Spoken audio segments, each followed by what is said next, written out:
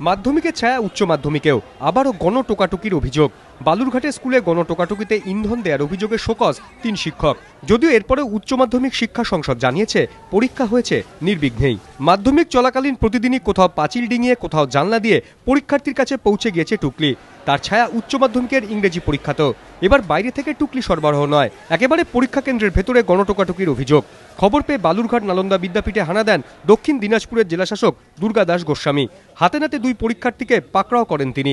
ঘটনায় ইন্ধন দেওয়ার অভিযোগে শোকজ করা হয় পরীক্ষা কেন্দ্রের 2 শিক্ষককে। স্কুলের প্রধান শিক্ষককেও শোকজ করেন জেলাশাসক।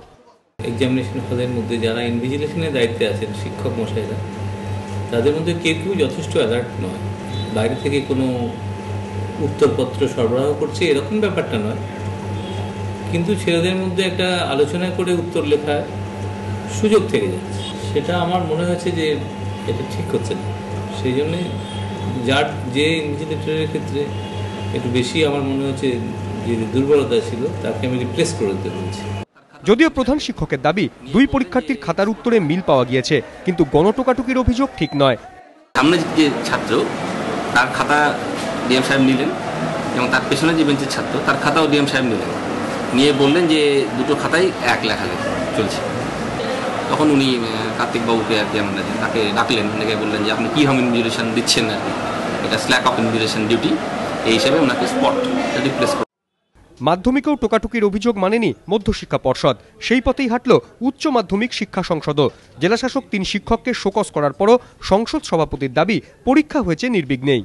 বিভিন্ন জেলা থেকে খবর পেলাম, সর্বশেষ উত্তর দিনাজপুর থেকে খবরটি পেলাম।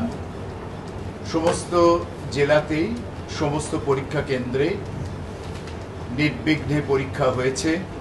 আর পরীক্ষা কেন্দ্রের বাইরে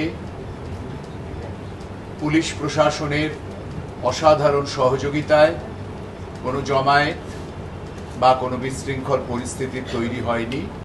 প্রশ্ন উঠছে, আর কতদিন এভাবে পরীক্ষার নামে প্রহসন চলবে, আর কতদিন এভাবে চলবে টুকলিরাজ? 3 শিক্ষকের শোকজ কাণ্ড টোকাটুকির ধারাবাহিকতায় যোগ করল এক নয়া আঙ্গিক।